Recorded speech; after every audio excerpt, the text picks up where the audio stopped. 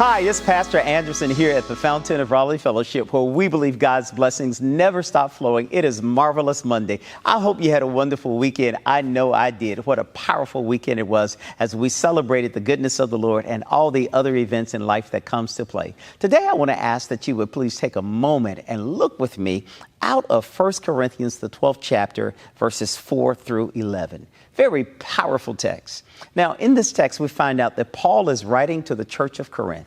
Remember, Corinth was this seaport city that they had people coming and going. There were all different kind of things that were going on. If you named it, anything that happened under the sun, it happened in Corinth. And so now at this point, Paul is trying to remind everybody in life and all that you see going on, you are gifted. I want to remind you today, you're gifted. The reason being is that God gifts to everyone certain skills, certain capabilities. And from that, we find out that we operate as a body. He uses this text to give us an analogy of how the Spirit works. And he lets us see within the context of this text, just as we live in these bodies.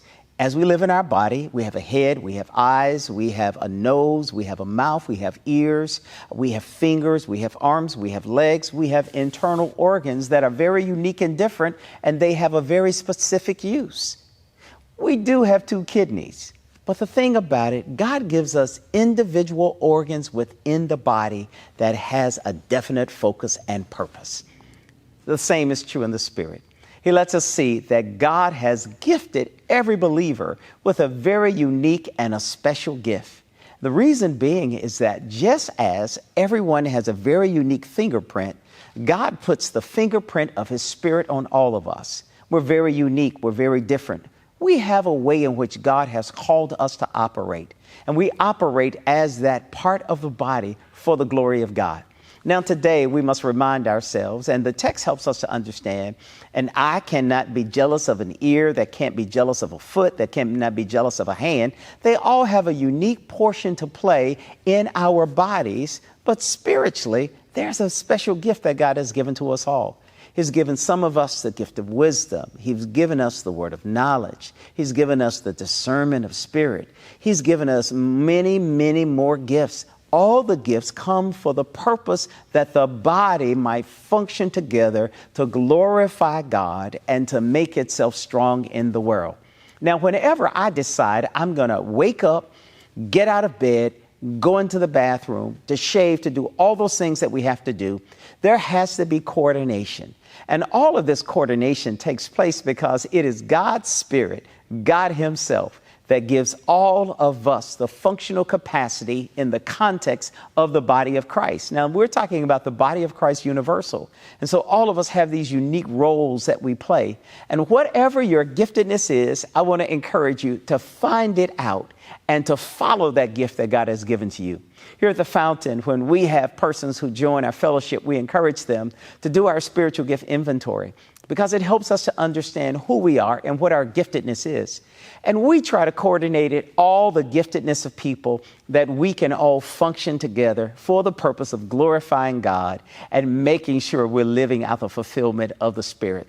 In the text, it lets us see all of us are given special gifts. And for that reason, no one is more important than the other.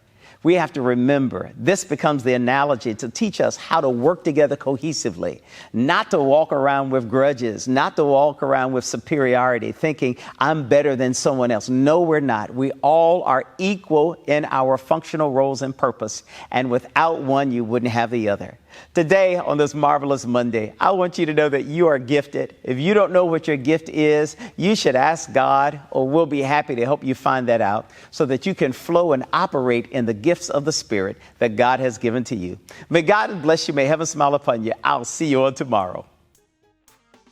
To sow a seed to the Fountain of Raleigh Fellowship, visit our newly redesigned website, thefountainofraleigh.org, and select Sow a Seed from the homepage. Also, giving has been made easier with the new Fountain of Raleigh app, available now in the Apple App Store and Google Play Store. Download today, select Giving from the main menu, and then follow the directions to complete your giving through Subsplash. Thank you so very much for all of your gifts and donations that you've given to the Fountain of Raleigh Fellowship. We thank you for what you've done in the past, what you're currently doing, and what you will do in the future. Your gifts and donations helps us to spread the gospel of Jesus Christ, not only locally, but throughout the world. Thank you again for your gifts, and may God continue to richly bless you. It is here at the Fountain that we believe that we are exceedingly and abundantly blessed, and may you receive those blessings that God has in store for you.